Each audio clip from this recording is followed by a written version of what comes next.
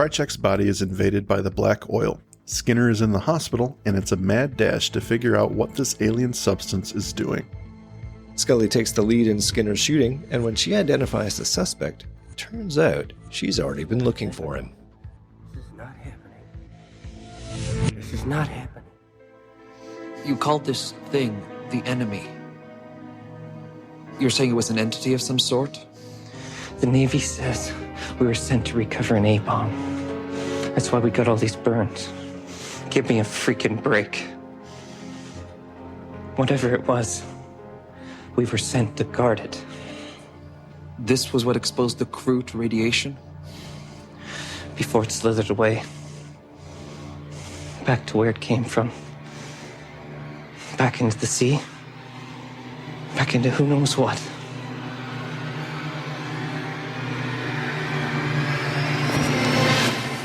That thing is still down there. The Navy will deny it. But you've got to make sure the truth gets out. I can trust you to do that, can't I, Mr. Mulder? Well, welcome back to the show, ladies and gentlemen. I am your host, Mike. With me today is Andrew, and you are listening, of course, to This Is Not Happening, another X-Files podcast. How are you doing today? I'm great. I'm like the Kool-Aid Man smashing through the wall. Hey, everybody. I don't think that's his voice, but I appreciate the attempt. It's Kermit the Frog meets Kool-Aid Man. That's Hey, true. everybody. I am intrigued. I want to see this now. You want Kermit Man. So would it be like a green liquid? Ooh, interesting. Green Kool-Aid Man. It's not easy being frog green? juice. I always wondered about the Kool-Aid Man. What happens if he poured out He dies. his life essence into a glass for you to drink? Would he die? He would die. That is He would very die. much. Is he his life defecating essence, when he his pours blood. himself out? No, I what don't know. What is that? You might call it blood. I don't know. So many questions, So many questions that need answering. but not in this Check out podcast. the bonus feed. That's right. There's a reason to be a Patreon right there. Yes. So we're talking today about Apocrypha, the second Apocrypha. in the two-parter of Piper Maru and Apocrypha. Yeah.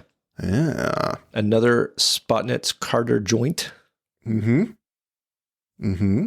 but this one directed by Kim Manners. And it's first one for Kim Manners, first mythology. Ooh. I didn't know that. Good call. I may have read it as a note somewhere. Oh, okay. I did Well, I'm not do impressed it. anymore. Well, I said it before you did. I don't so know you have why to be you impressed. weren't pouring over the credits to every episode to figure out if this was his first mythology episode. Because I spend my time looking up the addresses that are That's referenced. true. in the That's shows. true. You do. I go the extra mile. Come on. You do go the extra mile in other places. That's true. Well, so before we begin, Yes. Andrew, Yes. how did this one grab you? Some I- opening thoughts. You don't have to give us a lot, just something. I will say I have very few negative notes on this one. Ooh. I'll save my double barrel shotgun final thoughts for final thoughts because Oh, boy. I on balance I liked Piper Maru more than Apocrypha. Uh-oh. I think that they set up a lot of stuff really well, but it's just it's unfortunate that it's the usual tropes with the X-Files.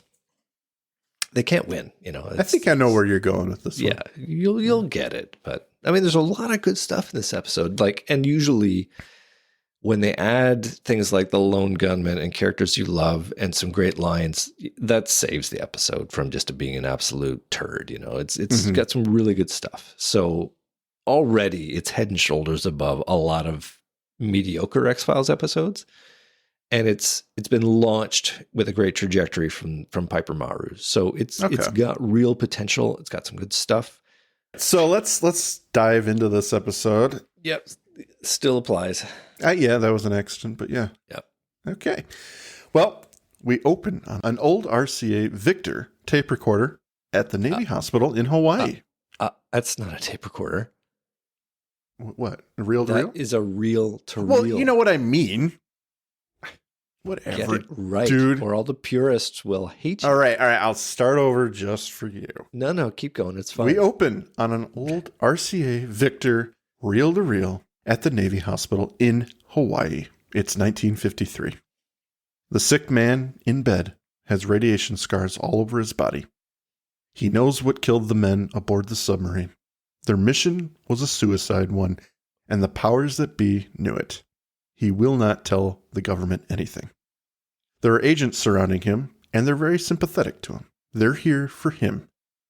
Johansson did what he had to. We're then greeted to a flashback. The sickly man is pointing a gun at his captain, demanding to get them out of this situation. The two men struggle and fall to the ground. The captain disarms him. Johansson takes the opportunity to seal the men behind the door to keep the rest of the crew safe. When the door slammed, the men knew all their lives were sacrificed. The captain runs to the door and tries to open it as the other crew members help the sickly man up.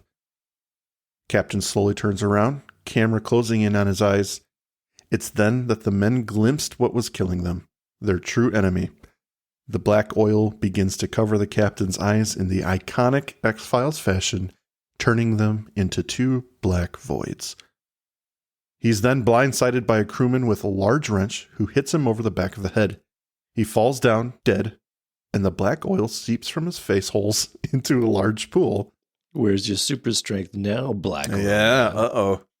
Showing some sentience, the oil gravitates towards a nearby drain and goes inside. Back to present-day 1953. We're in the hospital, and the man speaks of wishing a Japanese depth charge would have just finished them all in that moment. The Navy said they were sent to recover an A-bomb, but whatever it was, they were sent to guard it. This entity slithered away back where it came from. He grabs the nearest agent who's questioning him. You've got to make sure the truth gets out. That thing is still down there. I can trust you to get that information out, can't I, Mr. Mulder? Reveal! Mulder looks to another agent, and as the camera pans, we land on a taller, dark-haired man who casually slips a cigarette into his mouth and lights it. With a voiceover from William B. Davis, he says, "You can trust all of us," with a puff of smoke. I wish they hadn't done the voiceover. It was, I don't know how you knew that was not the voice that goes with that man. I don't know. It worked. I guess it worked, but it was pretty good. Yeah. But yeah, I mean, you know CSM's voice so well at this point. It's like, well, that's not right. Yeah, exactly. I don't know how you fix it, but surely to God, you can find an actor who can do a convincing younger William B. Davis. Well, this is before they cast Chris. So I get it that they didn't have that in play yet. I'm just saying right. Rather than just opt to do the voiceover, they could have found somebody and said, all right, we got an idea that you're going to be the young cigarette smoking man for this line, to memorize how you think it would sound and work on that. Yeah, that's true. First retread of the day here. Mr. Mulder, who is also not Mr. Mulder from later in the series, he's a retread from Andrew. I don't know. I don't know. He is one of the officers in Dodd Calm, and then he is also the snobby lackey of Pincus from Folie à Deux, the bad guy. He's the floor manager dude. No, that's not. Dial and Smile. That's not him. That is very much him. Mr. Mulder. Did you check that? I promise you. Check it right now. I did not check it. Do it. You didn't check it. I didn't check it. That's him. I don't need to. That's my superpower. You like that word so much. I'm telling you, this is my superpower. He's not credited. We have a young cigarette smoking man is Craig Warkentin. That's not him. That's not who I'm talking about. I know. Okay.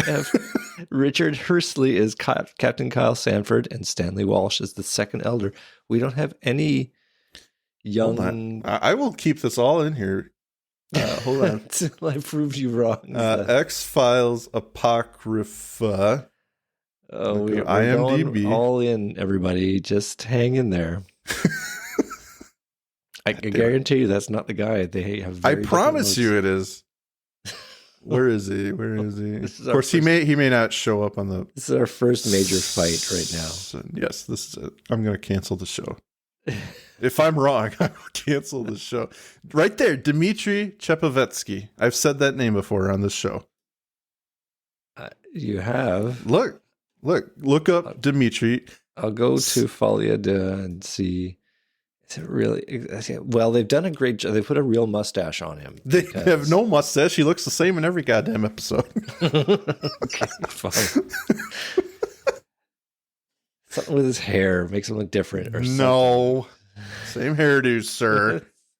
They've got a different voice. I don't know what it is. They have David Duchovny doing his voice. That must be because, or it would be great if they had.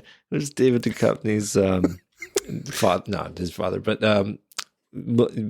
Bill Mulder, the Senior? Mulder the elder, yes, in season 1. They got his voice. You can trust us, young man. Please tell us. It's your Great if they sister. voice replaced both of them. Okay, well, that was a Clearly- lovely diversion. Well, I'm a big enough man to admit where I'm wrong, and clearly you have out-interneted me to determine that you're I didn't right, even need so. the internet. You didn't. That's how confident I was. You were unsure enough that you needed to go No. there. I said absolutely not. I'm going to prove Andrew wrong. Beep, boop, pop. All right. So I do it's like credits. I do like the big dick move for a young cigarette smoking man to smoke in the presence of a guy who's clearly suffering from burns. Right? Although it's the Let me 50s. just disregard everything about what's happening. It's the 50s, so he thinks he's doing a public service by blowing smoke in his face. It's good for you. It's good, for your It'll burns. put some hair on your sack. If you have a sack anymore, that's provided your radiation hasn't taken care of that. It's not just one big tumor. All right. Well, at least it wasn't a page full of bullet points. I'm good with this so far. Okay. So the intro, has it captured your attention? I actually thought it was pretty cool. I did too. It got me right up until the voiceover bit. And then I was like, oh, come on. This poor actor, he's been cast on the X-Files. He's going to tell his mother that he's on TV. She's going to watch and go, George, that wasn't your voice. That wasn't your voice. He's going to be so like, here's the question. Here's the question. As we all know, or maybe you don't, maybe people listening do not know, if you get a speaking role, it's an automatic bump in pay. Do you think he got the quiet stand-in pay? He's the silent on camera.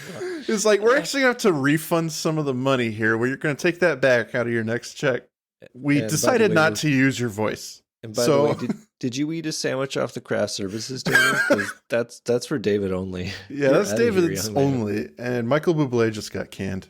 So make sure you're not eating any sandwiches. Oh, that's so good. Oh, man. Wow. Okay, we wasted a lot of time on that. That was fun. We better keep going, though. I'm going to keep going. Yeah. We come back on Northeast Georgetown Medical Center. We have Kevin McNulty again. We saw him in Squeeze and Softlight. Yes. Scully rushes in looking for Skinner. The two other agents, Fuller and Kaleka, apprise her of the situation. He's in surgery. They have a handgun, unregistered, no prints, and a description from the waitress.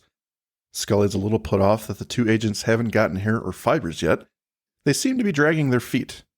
She wants them to make all resources available. For God's sake, it's the AD that's been shot. Get on it. Yeah. Just then, Skinner is wheeled down a nearby hall and Scully intercepts. He's in a lot of pain, but he's slightly conscious. She holds his hand tight as she stands next to him. Slowly, he regains consciousness and tells her he's seen the shooter before. We go from here to Dulles International Why on Airport. earth does she just let that slide as opposed to tell me more, AD Skinner? Well, this one is specifically for the audience. Oh, it's God. like scene change. Oh, what's he gonna tell her? Yeah. Well, I have a question. Yes. On the org chart, is Agent Scully directly beneath AD Skinner? Like, if he goes down, does she immediately get bumped into his position? Because she is taking charge. She is assistant director Skinner. I've been watching The Office a bit recently. Assistant to the assistant director. I'm assistant regional director. Assistant to the regional director. Yes. She is the Dwight Schrute. I think of that must the be the FBI. case. And she totally elevates as if she were Dwight. She springs into action, doesn't she? She is on the ball. And the reaction of Fuller and Kalenka is like, this just happened. It's very Jim and Pam. What? So good. Dude, I'm you're kind surprised of that Fuller and overreacting. Kalenka survived this episode because everybody else gets fucked. All right. Well, what they didn't do was disbelieve what's happening. Oh, They that's just the didn't reason. help very well. Yeah. They were still doing their job. They didn't disbelieve the case. So True. that is the one thing that'll get you killed. So at Dulles International Airport, Mulder and Krychek get back to their car. Mulder asks for the key that they got, and Krychek hands it to him without looking at him. What does the CI mean? With a monotone voice, Krychek says, "When do we get there?" And Mulder doesn't clock this change in personality at all. He He not doesn't. a good people They were person. very animated at the end of the Yeah. last episode, but now he's just kind of calm and reserved. Yeah. I guess I won. I guess. Well, he's cooperating. Maybe I am doing a good job. Great FBI agent. He's just thinking to himself, yeah, Yeah. I'm really getting the hang of this. This guy is totally my bitch. All I had to do was hit him with the telephone. Just throw a telephone booth on him. Yep. Back at the hospital, Scully's checking Skinner's chart. The two inept agents walk in, and she questions why the guards she asked for aren't there. They give her the standard protocol explanation. They've contacted the DC police, and it's a matter of pulling men off something else. She gets very authoritative here and says, "I've heard the excuses. I want action. I don't care if you and Agent Kaleka have to stand here yourselves. This man needs to be protected." I would love Fuller to say at this point, oh, but the guy with the cigarette told us we could take a coffee break. The guy, he's right out there. Where'd he go? He totally looked FBI to me. Yeah, he flashed a badge. And he had Yeah, a cigarette, so I knew he was in charge. So she leaves the room, and Agent Fuller's face shows utter defeat as the realization sets in he's going to miss Jeopardy. Out on County Road 512, Mulder and Krychek drive along. They pass a dark car with two suspicious men in it parked on the side of the road. Suddenly, they begin tailing them without headlights, and Mulder clocks it. He asks Krychek to speed up, but suddenly the car shines its brights, speeds up, and rams into their side, knocking them off the road. Mulder and Krychek are injured, but when the two men come to the car, we can see Krychek is okay and appears to have been faking. They remove him from the vehicle. One agent asks for the digital tape, but Krychek doesn't have it. The agent then hits him in the gut with his gun, and although Krychek momentarily bowls over, he stands up menacingly. The blow didn't affect him. As the other agent checks on Mulder, there's a bright flash from the nearby overpass, and the first agent screams in horror. Another flash and another scream. The other agent is taken down. Mulder Really? is just barely conscious enough to witness this. Honestly, these are bad agents. Buddy, are you okay? I'm going to come get you. I'll be right there. That scream probably was Krychek, right? And that flash was your gun going off, right? Yeah, absolutely. That Yeah. extended flash was a gunshot. It must have been like burst fire or something. Yeah. So, when they had the little car chase that ended in the side swipes that knocked the car off the road? Yeah. It put me into mind of something that I saw a while ago. The police have nationwide, there is a maneuver called the pit maneuver. Yeah. Have you heard of this? Mm-hmm. It's like the easiest way to push a car, like to stop a car chase. Literally just you Mhm. crunch the back bumper and push Yep. to the left and it spins around. And these highly trained agents don't know how to do that. They got to do the whole bang, bang, bang on the side. That's super dangerous. Well, they've got bad information. They don't want this information to get out, so they don't care if these guys get hurt. It's true. Or themselves. The pit maneuver is an attempt at safety, but it's still very dangerous. It is. It's killed many people. Yeah. The So- news item I saw, yes, I did. It's research not this. a good thing to do, but It's like their last resort. Like last resort, exactly. And there was one case, I think it was in Arkansas. They authorized its use for a guy who ran a red light. It's like, ooh. And the driver died. Oh, yeah. Yeah, bad news. But yeah, I feel like what they needed was the car to pull up alongside and then the window roll down and then the shotgun comes out and they both had to do that duck thing and the windows get smashed. Like, there's a scene. And they didn't do that. They just boring little bang bang and the car's off the road stuff. What they could have done is kind of like in Dumb and Dumber, where they get stopped by the motorcycle cop. Pull the vehicle to the side of the road. They're just yelling out the window. That'd be good. Huh? I can't hear you. It's a cardigan, but thanks for noticing. Yeah. So why doesn't Mulder get radiation burns for being in the presence of Black Oil Krychek? It wasn't they directed. Did just share an international flight together. How many times I got to tell you? It's active. I get it. Okay. It's Unless gotta you're be in a directed.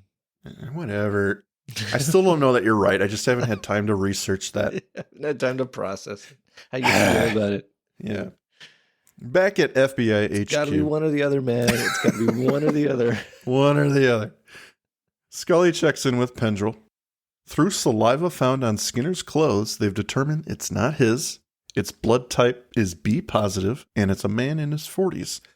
Also, some hair fibers. They're going to run the suspect's DNA indicators against all suspects in the DC area. Although Scully is concerned about the time, she does ask him to do it anyway. In an unknown medical facility, the two agents that were assailing Mulder and Krychek now have more in common with meat at a family barbecue than men. The doctor is briefing CSM on their condition, somatic burns, close proximity to radiation. The prognosis is, well, it's just a matter of time. This level of absorption will rapidly give rise to cancers in their body. He's never seen anything like this, and CSM tells him to have the bodies destroyed and begins to walk away.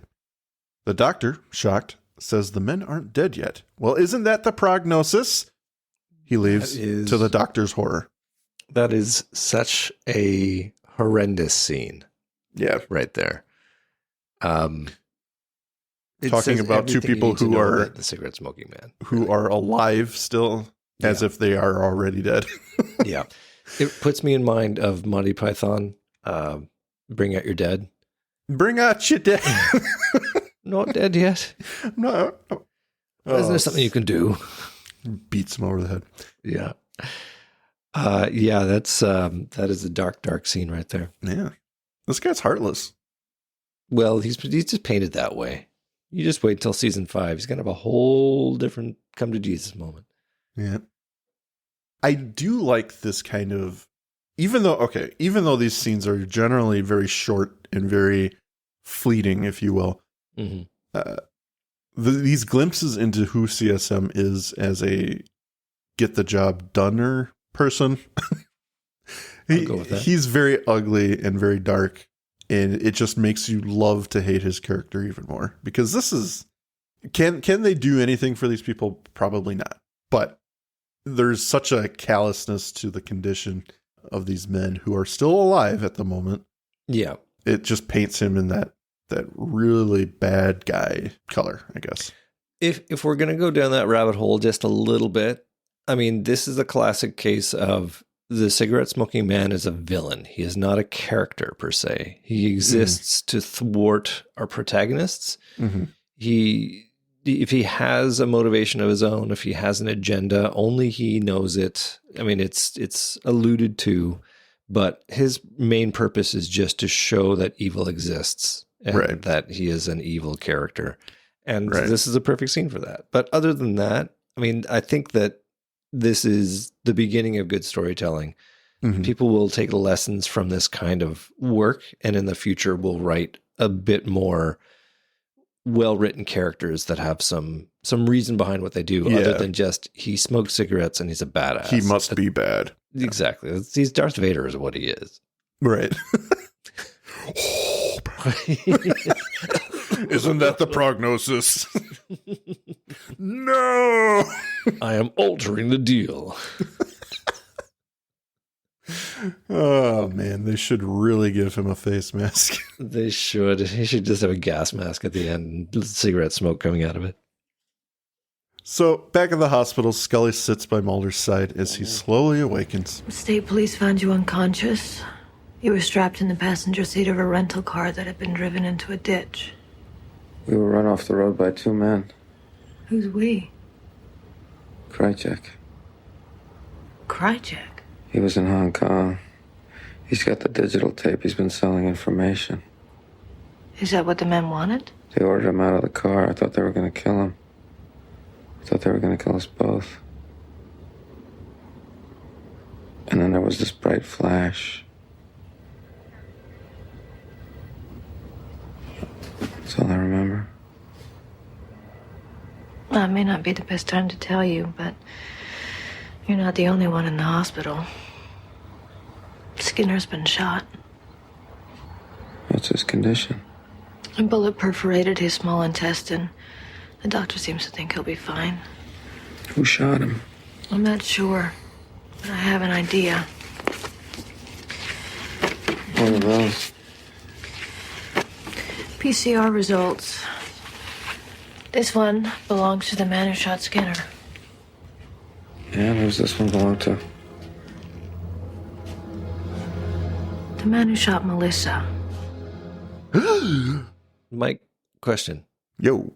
How did they get those PCR results for the man who shot Melissa? Did he spit on Melissa's body too? Probably. Must have. It's his He thing. is a spitter. He is. We've noticed that. Might be a smoker too. We saw that Could very well be. in Fearful Symmetry before he was Luis Cardinal. When he was still Esteban. When he was Esteban, he balanced the cigarettes on the Well, he does wet work, Alpha. so there is liquid involved with everything he does. So, maybe he in a moment peed on the floor or something. yeah, he got excited. He wasn't ready for Krychek to fire on Melissa, so when he did, whoa, little pee. And wait, we're sure it was Luis Cardinal who killed Melissa. Or was it Krychek? It was Krychek. But, So why is Luis Cardinal taking the fall for this murder? I mean, he was there. He was going to do it anyway. I don't know. I mean, it was dark. We don't know. It was dark. We don't Yeah. know for sure, but I'm pretty positive it was Krychek. They just pin everything on Krychek. Krychek's a bad guy. Yeah. All right. It's a little flaky at this point, but Oh, I whatever. like the reveal, and Yes, it's a it was great cool. visual aid of showing the two PCRs and overlaying them, and that's the guy. No. Show, don't tell. Good stuff. And then Mulder's face, he's like, what? And Scully's like, yep, I just said that. I just said that I am going to kill that man. I am going to kill him. That is my revenge coming towards us like a freight train. So at the syndicate office, the well-fed man is briefing the rest. The French salvage ship's crew, all suffering from radiation exposure, came into San Diego. The last given position was at the site of the crashed UFO. The men are in disbelief as to how they got the coordinates in the first place. There's obviously an info leak somewhere.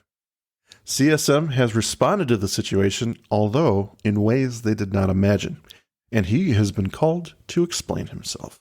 Wait a second. What's up?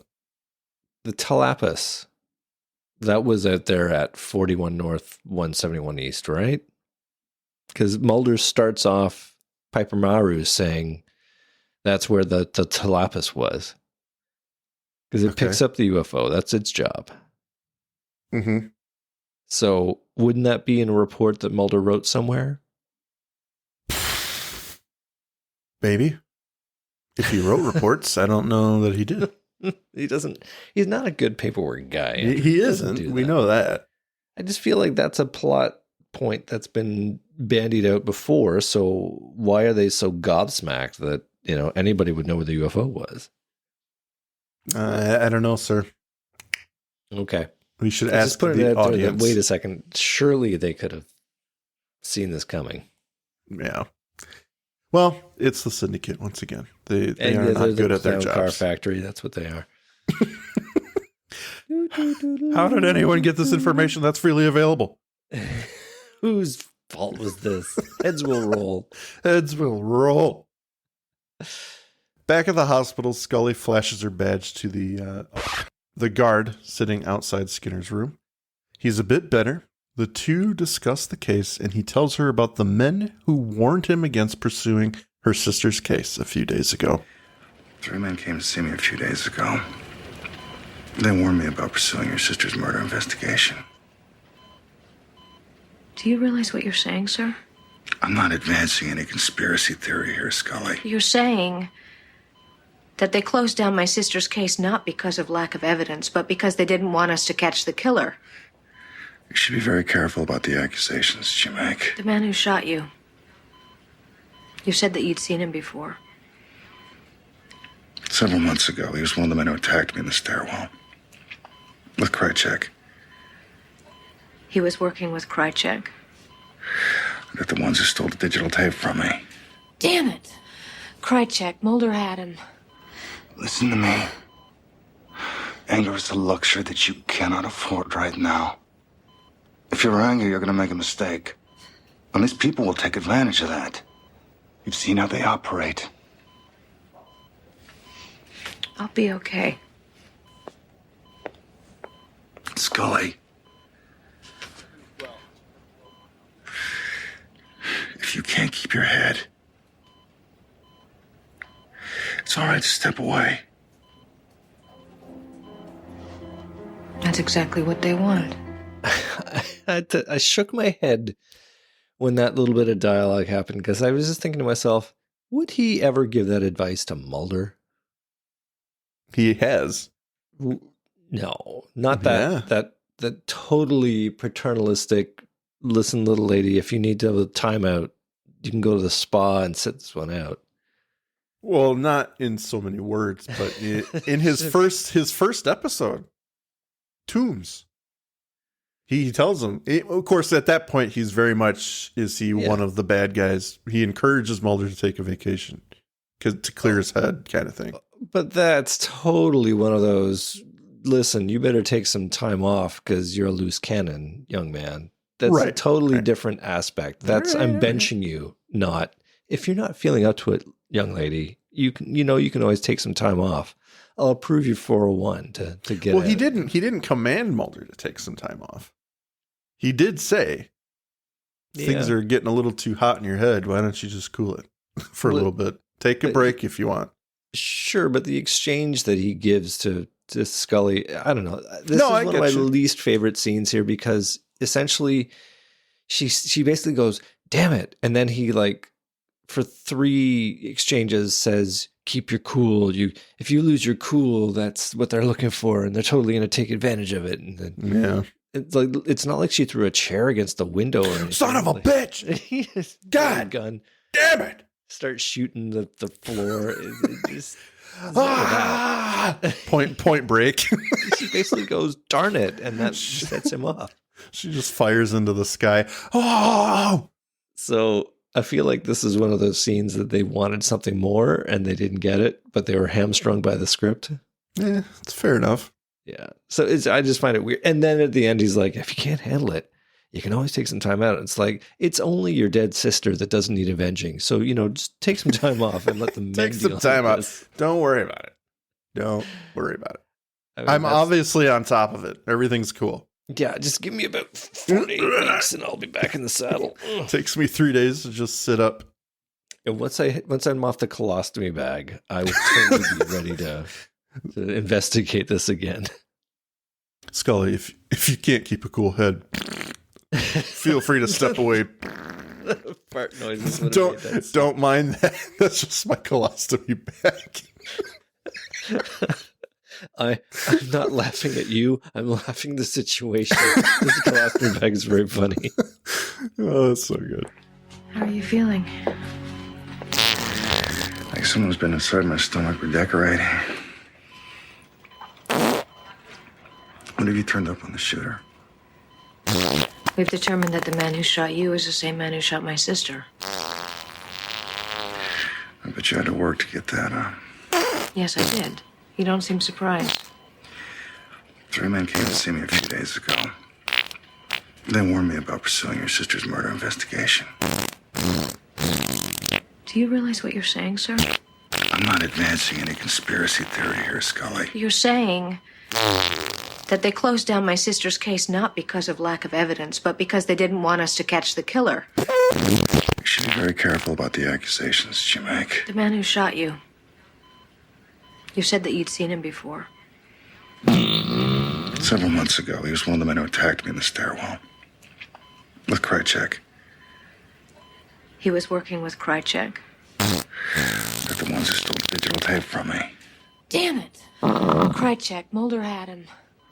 Listen to me. Anger is a luxury that you cannot afford right now. If you're angry, you're going to make a mistake. And these people will take advantage of that. You've seen how they operate. I'll be okay. Scully. If you can't keep your head, it's all right to step away. That's exactly what they want. Addendum to case number 621517.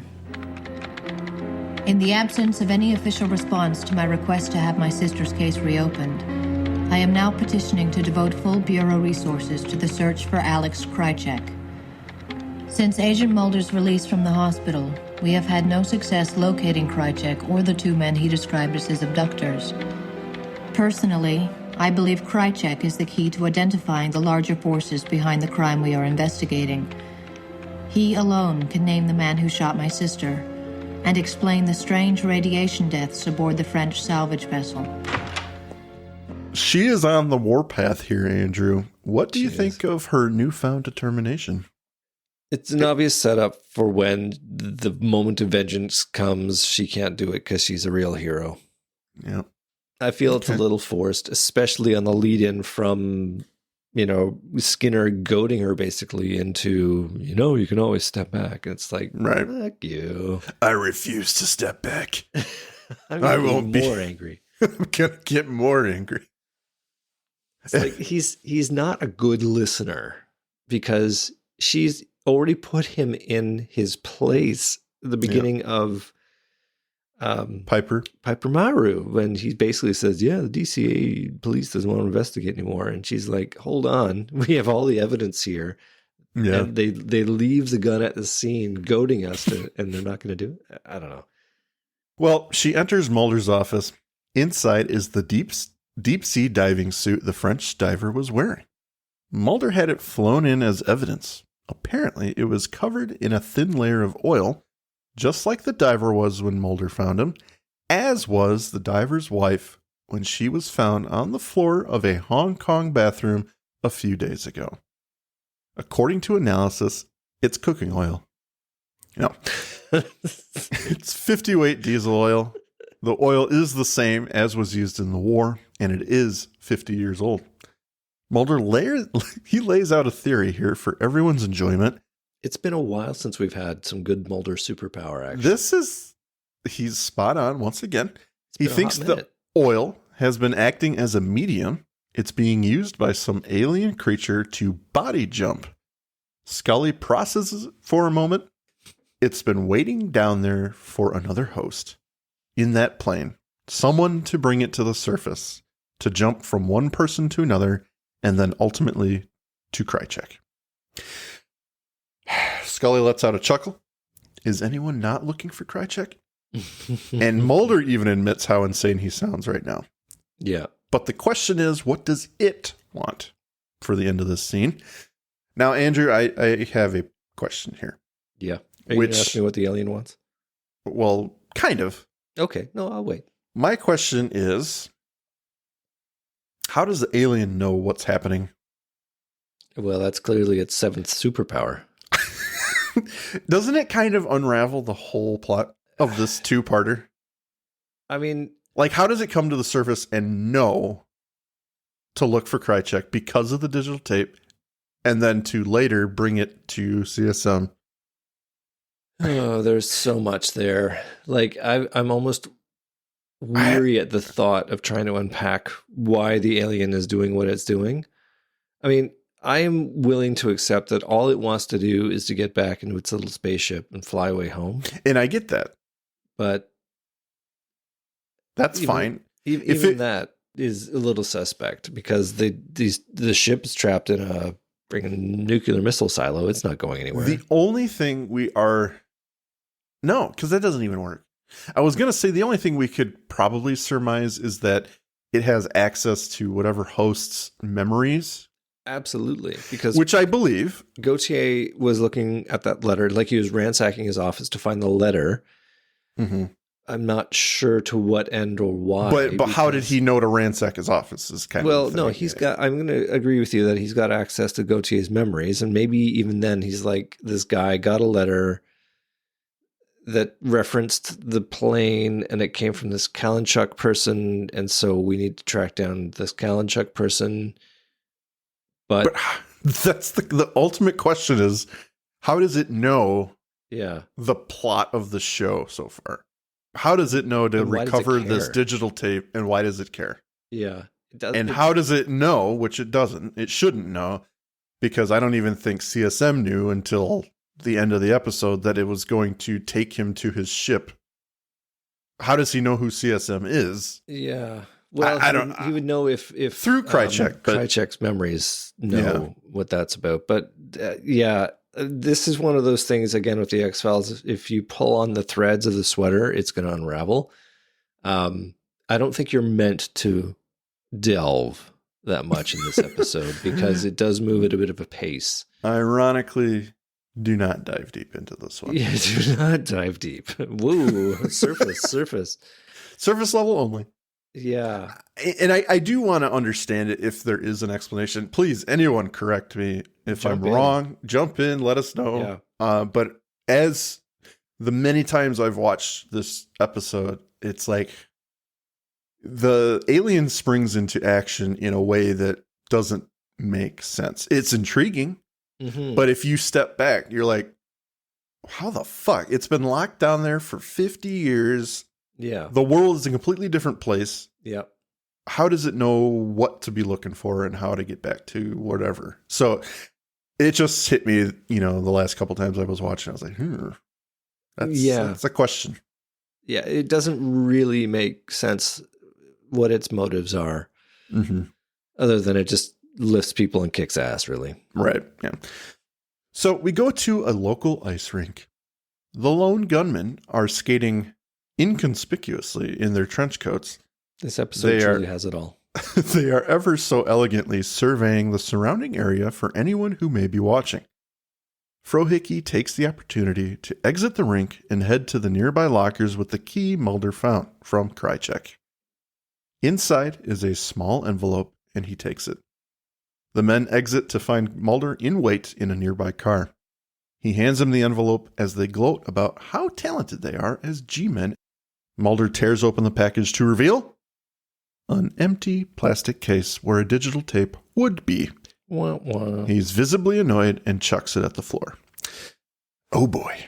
Okay, so what that tells me is that Krychek is really smart. In fact, he had another hiding place, and this was the diversion hiding place of it's got everything except the tape. The tape was hidden somewhere else because I cannot see him getting there first, unlocking it, taking out the tape, resealing it as a little FU to Mulder.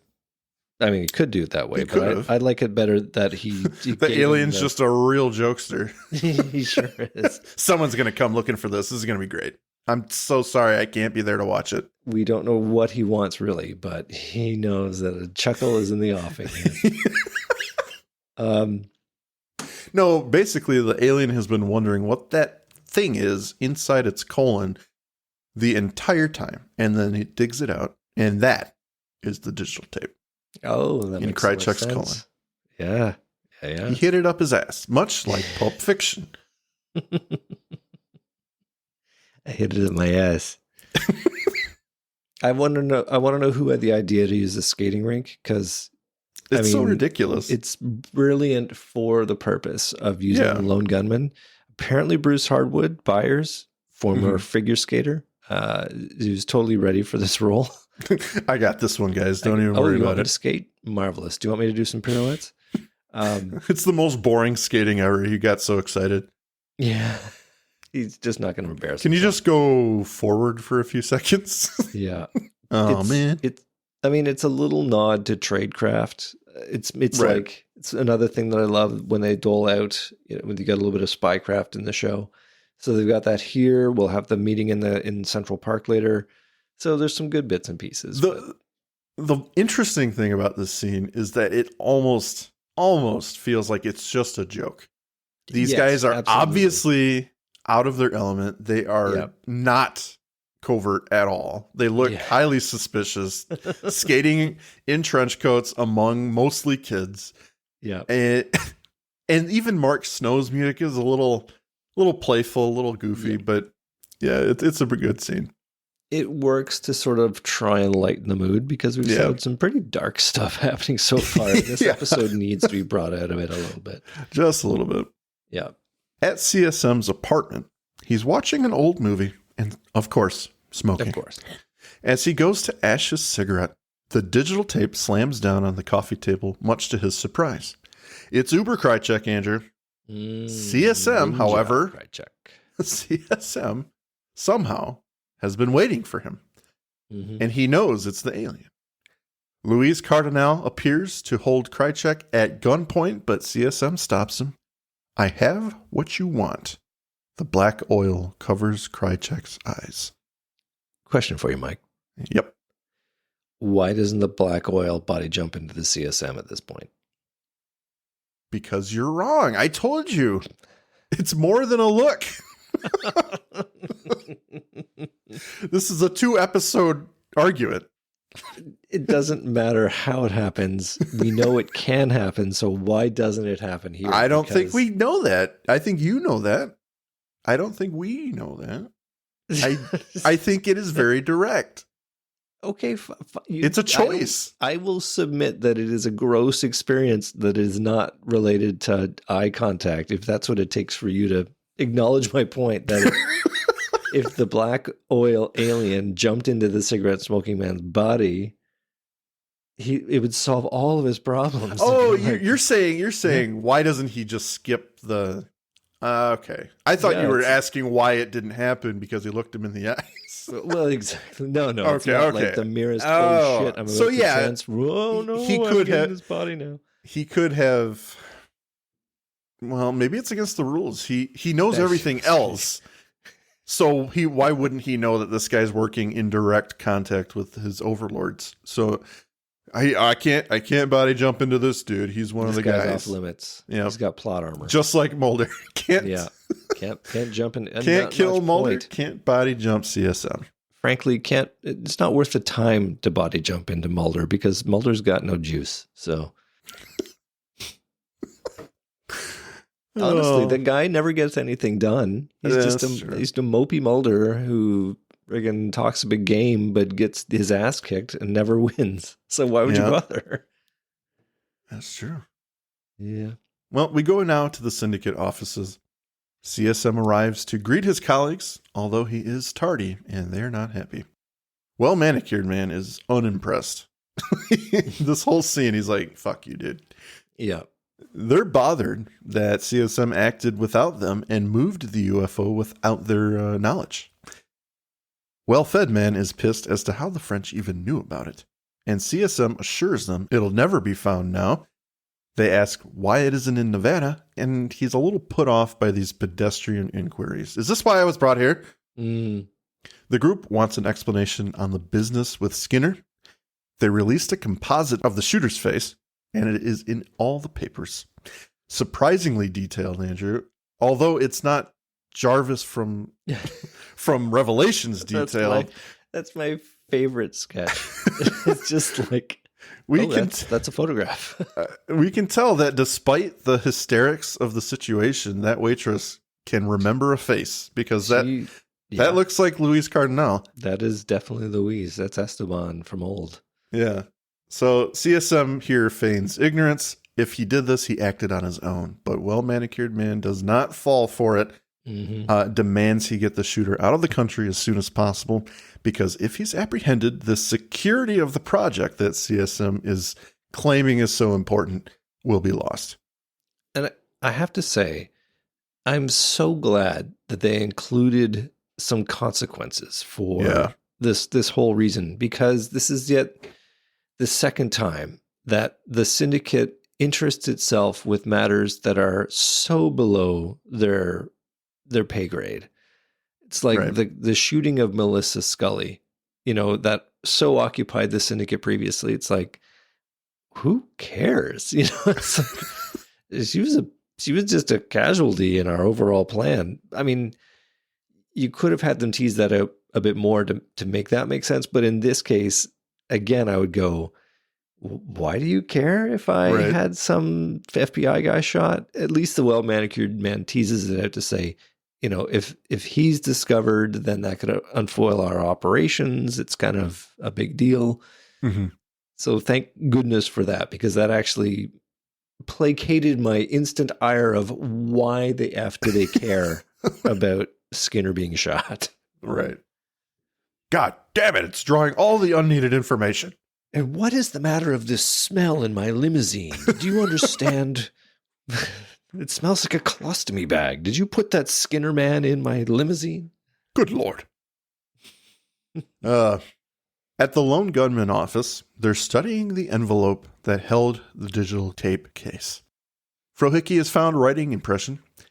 The three goofballs go into a somewhat comical sparring of words to lift the information, and as they do this, Mulder takes a blank sheet of paper and a pencil and shades over it, revealing the simple phone number from the package. He hands Frohicke the pencil and tells him to be careful.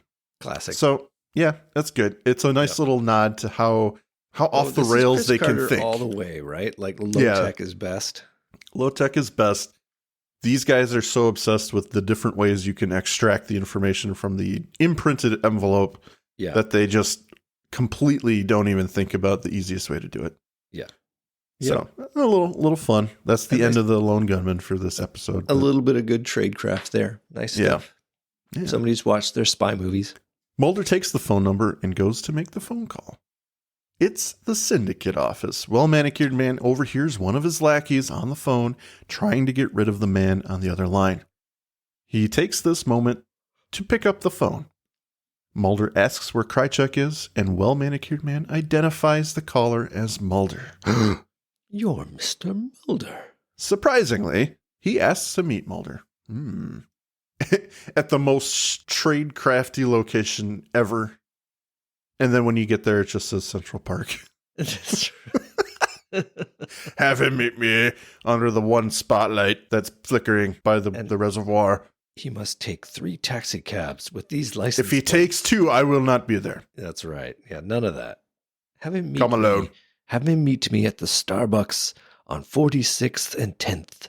Order a chai mocha latte. Walk down the street and pour the latte on your shoes. In 12 paces, there will be a grate. Pour it down there. I will be there with a straw. Do not use the bathroom. At the FBI, Fuller briefs Scully on Luis Cardinal. He's a native of Nicaragua. Wow, that came out wrong. Nicaragua. At the FBI, Fuller briefs Scully on Luis Cardinal. He's a native of Nicaragua. He's a mercenary and a great marksman. He entered the country without a visa or any other information. He's likely already out of the country. She tells them to keep looking for him, but Fuller is insistent on getting home tonight on time. They have exhausted all of other avenues. So they're not going to do any more work. Can I ask a question? Yo. Why is Pendrell in this meeting? Because he's staring at Scully's butt. I don't know. Even better, I'm sure this is Pendrell's office because there's a big microscope there. Yeah. So it's like Fuller and Kaleta or whatever her name is. Kaleka. They couldn't find a conference room to have this little tete-a-tete. It's like, oh, I think Pendrell's got a projector. Let's use his office. Let's go to his office. He sucks. Yeah. He'll have a nice quip at the end of our little interview. It'll be I good. believe she has. Fuck you, Pendrell. Fuck you, Pendrell. You deserve all that hate. You're never going to get her. We go now. Dreaming. We go now to the super secret Central Park location. Mulder is waiting for the well-manicured man. I trust we're alone. We're all alone in New York City, sir. You're looking for Alex Krycek to kill him in revenge. What makes you think we haven't done that already? What for? Tell me what you know, and I'll consider giving you Krycek. Now, you answer a few questions for me first, like what was pulled off the bottom of the Pacific Ocean. It was a UFO, a so-called Foo fighter, downed by American fighter pilots in the Second World War. Left there until now? There were salvage attempts. A U.S. sub was sent in 50 years ago, but there were complications.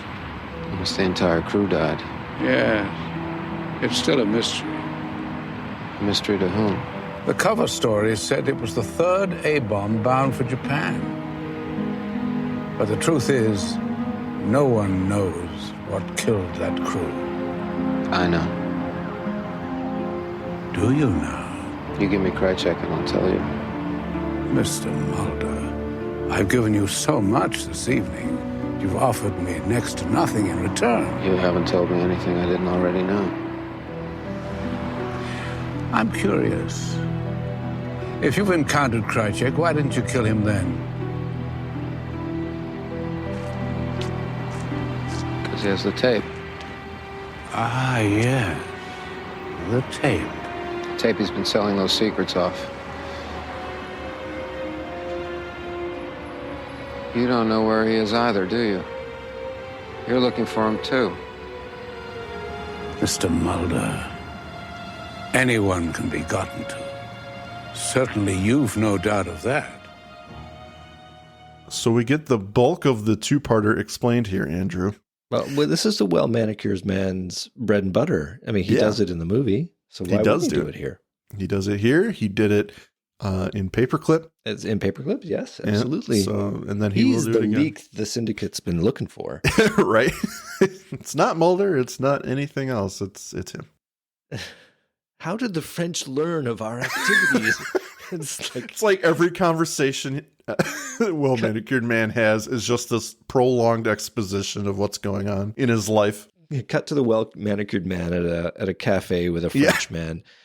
So did you know that there's a downed fighter at 42 North, 171 East? You may wish to send some people to it. You may wish to. You'll never believe what's aboard. Tell me. Ask me anything. Ask me right now. What's aboard? I will tell you. It is an alien substance. But yeah, I think obviously Neville does this scene very, very good amount of justice. This is his bread and butter. He's so good in this scene. But what I really like is the two men going back and forth, trying to eke information from each other without actually saying anything. So well-manicured man is trying to find out what Mulder knows and vice versa. And it's here that two revelations happen. They don't know where Krycek is, despite acting like they do. And CSM never had the digital tape, despite him claiming he's had it since the season opener. So that's interesting on their part because they're learning, okay, this guy is full of shit. Yeah. Yep. He's been bullshitting us for months now. So it's going to lead to some consequences later on. Yeah. But I do like that Mulder seems to have upped his negotiation game from previous seasons. Like when he's able to look at the well-manicured man and say, you don't know where Krycek is, do you? You know, he's able to suss that out in a way that he probably couldn't have in previous, a previous Mulder. Yeah. Would not have done that. After their little encounter, Mulder calls Scully immediately out of concern for Skinner's safety. Scully heads to the hospital urgently to find Skinner is being moved. She rushes outside to try and catch the ambulance that's taking him. She talks to the driver and says she's going to be riding in the back with him the rest of the way. As she sits down next to him, she kind of lets out a sigh of relief. The ambulance stops for a light, and she hears creaking above her. Suspecting bad things, she draws her weapon and kicks open the door. It's Louis Cardinal. He's surprised and fires his gun prematurely, hitting the door. He starts to run, and Scully pursues through traffic. He's struck by a car, rolls off the hood, and almost is struck by another car, but he manages to compose himself and run into an alley. Scully is gaining on him. He stumbles to the ground, and Scully holds him at gunpoint, screaming for him to identify himself. And in the heat of her anger, she asks him if he killed her sister, and then immediately accuses it because she already knows the answer. He begs for his life and tells her she's looking for Krychek, and he can tell her where he is. A lie. A lie. Right. Yeah.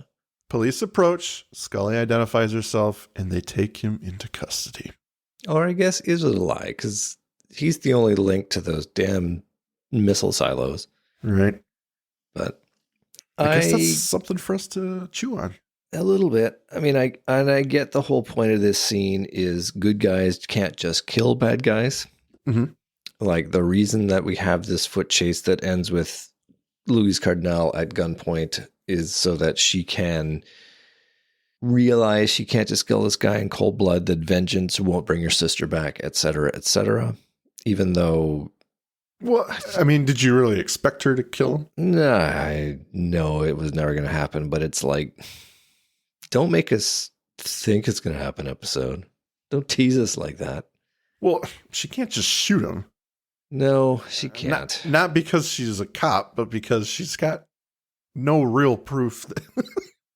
I mean, she's got his DNA at the scene, but it's circumstantial. She can't just haul off and kill the guy. There's no reasonable cause, you know. All this needed to be a more... and I hate to say more American ending, but you know what I mean. For that to happen, it would be he pulls a holdout pistol and, you know, and she blows his head off. And then she manages to shoot him. She fires it out of his hand. Yeah. Pew! Yeah, well. Try that again. The next one will be in your face. The next one will be in your face. Yeah. So he must be the one who knows which silo he is, that Krychek is in Black Crow, North Dakota. Because that immediately when the scene is going to go there, I was just thinking, like, how on earth do they know to go here? He was with CSM when Alien Krychek appeared, so there's a good chance he was there for that conversation. Must have been. That's the only thing that makes sense. Yeah. I'm also just a bit... The link between the scene with the well-manicured man and Mulder, and then Mulder intuiting that Skinner's life is in danger. Anyone can be gotten to, Andrew. That can mean so many things. But it means this here and now. Oh, okay. How dare you question how he figured that out? He's Mulder. Fair enough. Fair enough. Mulder. He just gave us the entire plot of the alien substance. Yeah. I wish he just would have said, there's somebody going to kill your AD Skinner. You may wish to intervene with that, Mr. Mulder. They should have had that few seconds where Mulder's trying to process that, like, anyone can be gotten to. What does that mean? And Neville's like, anyone could, trying to nudge him in the right direction. Yeah. I'm not going to say it. Come on. They're going to kill your boss. Get there faster. What, kill my boss? What do you mean? Do you mean Blevins? He's kind of my boss. No.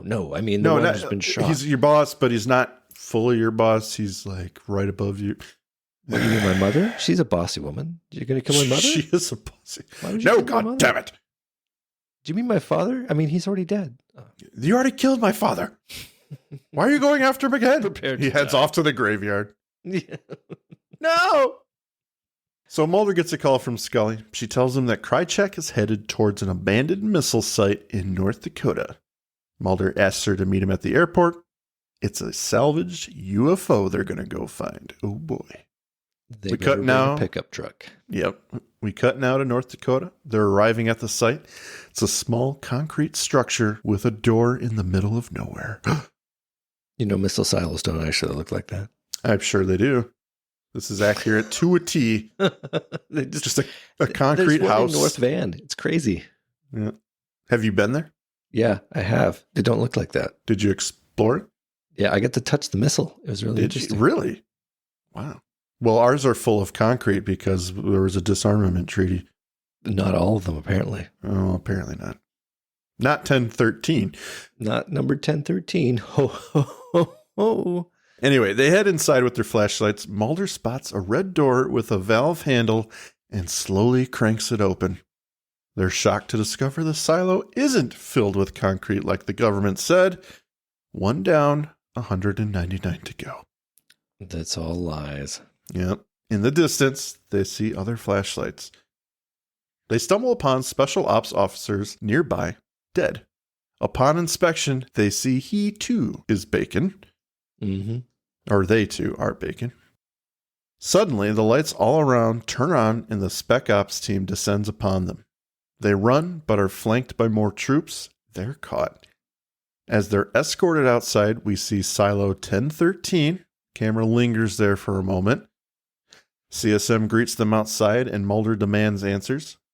He barks back, I don't owe you any answers. Well, it sounds like you wanted to say so. It's such a weird scene at the end. I don't know you. Scully's even like sounding a little crazy. We saw things. You saw nothing. You saw nothing. There's nothing here. Nothing here. You were imagining everything. Go home. Krychek hasn't been seen in months. What are you talking about? You're crazy. I'm gaslighting you. This is the sound of me gaslighting you. So the two kooky agents are loaded into a van as they call for the truth. Inside the silo, CSM has the dead soldiers removed. He glares at the red 1013 door, lights up another cigarette. He turns away, satisfied. The camera approaches the door, and we crossfade. The image crawls around the dirty, wet underbelly of a large craft. The camera ascends to find Krychek atop it, oil pouring from every orifice in his face. He's struggling, gasping for air. The oils crawl out onto the craft and seep inside. Apparently, Yeah. it took like 2 hours to get him into the prosthetics for that scene, and they're really uncomfortable, and you had to breathe through a straw. I had to do it twice, right? I think so. And then when they put him into that, they went on lunch break. God damn it, guys. So he was a little pissed. I don't get any lunch. Can't eat with this thing on. And then they gave him a sandwich from the wrong craft table. And he got fired. Yeah. It was Michael Bublé. He gave him the wrong.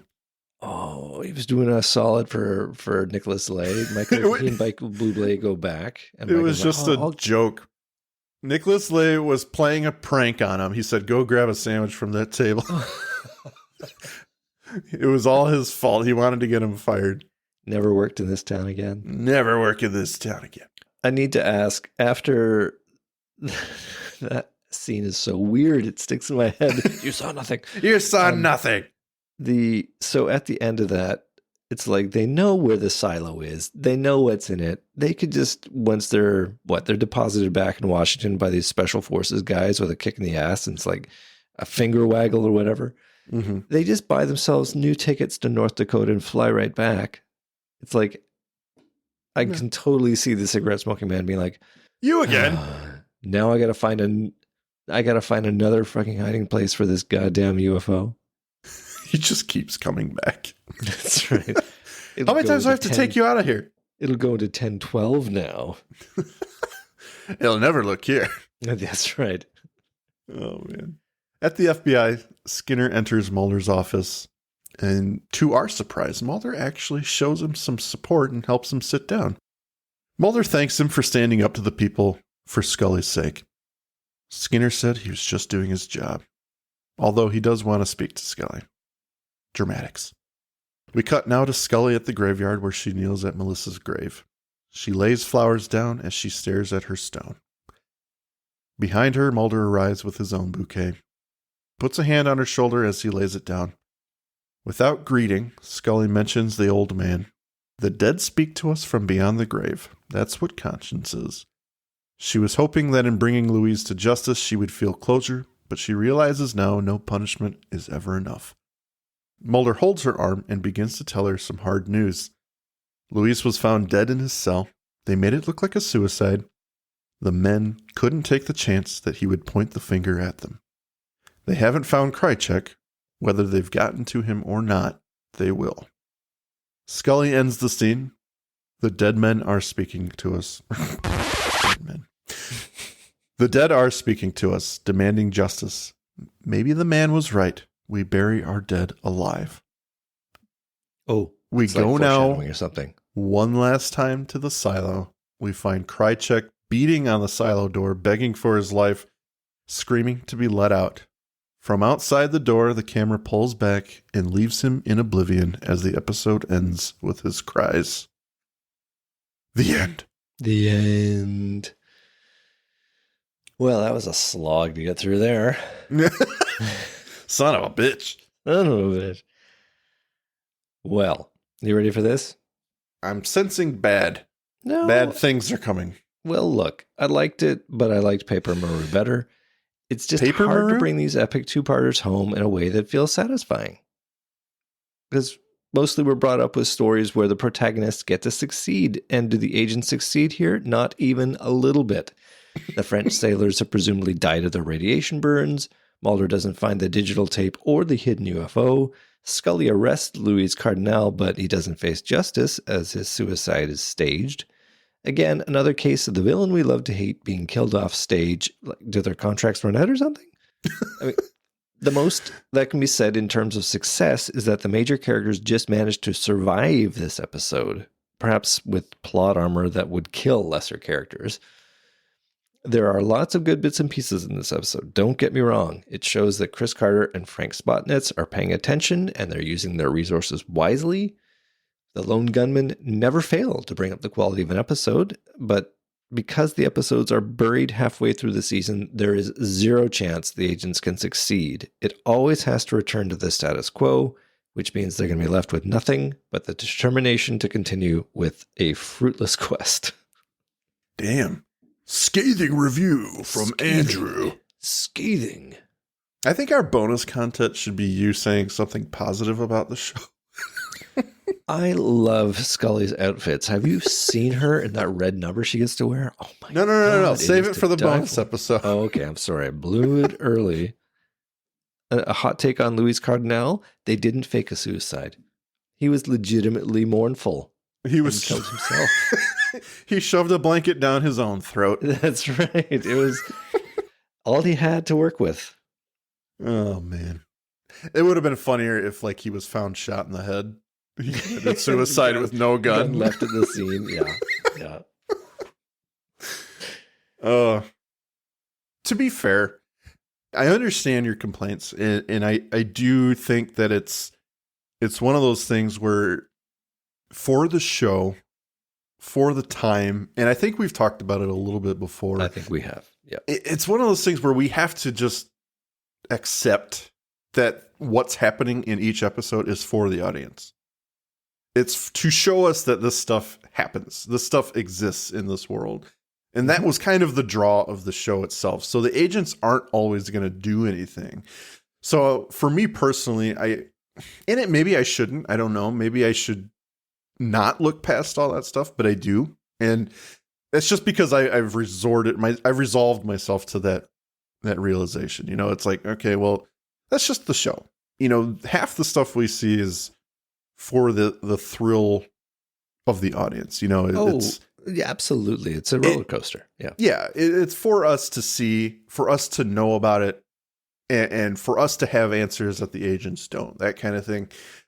So, I mean, that stuff doesn't bother me, but I totally understand what you're saying when episode after episode, it's like, wow, they're really not doing anything. They're just kind of there. They kind of suck as FBI agents. They're not good at all. Oh, yeah. I mean, there's an argument to be made that there was never a case here to begin with. Like, this was Mulder who heard about the French ship and was like, oh, it went to the same coordinates, so there's something fishy about that. Let's look into that. So there was no case for them to solve.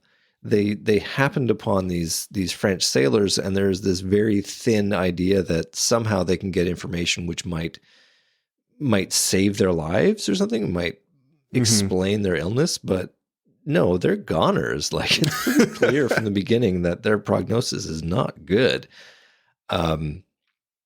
So there's nothing for them to succeed in per se, other than their personal quests of there's a UFO, there's a digital tape, there's Krychek bringing various people to justice, but they're cast in a way that they are never going to succeed in this because the show can't allow them to. And I'm fine with that. I really am. It can make for some very compelling watching. It's an Empire Strikes Back kind of thing where this is the moment where they don't win, but there's just too many Empire Strikes Backs and not enough Return of the Jedi. Every episode is where they don't win. Yeah, exactly. So at least every mythology episode. So I would say the biggest issue for me in this two-parter is just what I was talking about with the alien knowing beyond logic where to go, what's going on. Yeah, I mean... Well, it comes back to why do the aliens do what they do? Like, why are they interested in planet Earth at all? Yeah. And I do not need that to be explained to me.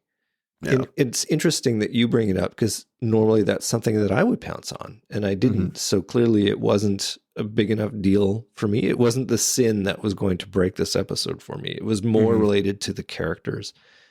So, and maybe that was just because it's like, well, the episodes have already beaten me into shape with the knowledge that we can never know why the aliens do what they do. It's just, that's just canon now. I really wish they would go into... Well, I don't know, because showing too much of the aliens would get hokey.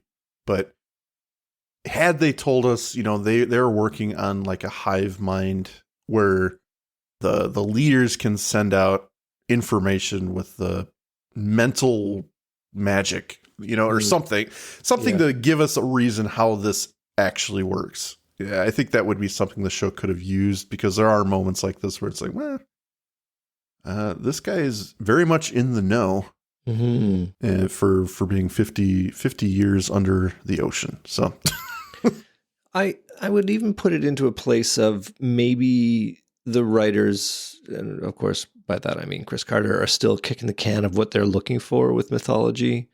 And very much, yeah. It's not until season 4 when we get into the war in heaven narrative that they finally solidify on what the overall mythology is going to be. Yeah. And this doesn't really apply in a way. Like, it has some very small bits and pieces, but it doesn't form part of the overall narrative. Yeah, that's true. Like, it really just gives a reason for Krychek to come back. Yeah. And that's really all this one is where has Krychek been? Well, they didn't want to abandon him, so they brought him back and then abandoned him in a silo. A little bit of resolution for Scully with her sister, clean up Louis Cardinal. There's some logistics they're doing with this, but for no great reason. It was enjoyable. It does have its problems, but yeah, I think like you, I think the better episode is Piper Maru. Well, there you go. I'm right. I think so. I live for your praise. Well, there it is. There it is. It was wrought hard. Yep. Well, that's the episode, Andrew. I don't think we have any listener comments. So we don't. They're not really. They don't care. That's clearly what we get. You know what? I have to look into this. I have a little concerned. Do we need to have a contest? We have to do something because, man, they're responding to everything but the episode questions. So I don't understand what's happening here. They're still there. They're still listening, which I very much thank them for. But I have an idea for a contest. I'll tell you about it offline. I think it'd be fun. All right. See you, suckers. Thank you for listening to today's episode. If you liked what you heard, please rate and review on your podcast app of choice. Andrew and I would be eternally grateful to you fine people for helping us expand and get the word out. Also, we've got a killer group on Facebook. Feel free to join in on the discussion at facebook.com/groups/thisisnothappeningpod and become an official member of the syndicate. We do polls and we have questions for every episode to give you guys the opportunity to chime in and possibly let your voice be heard on our recordings. And please join us on our new Twitter at tinhxfilespod, no dash, to stay up to date on everything, moment to moment. Thank you, and remember, don't stop swimming.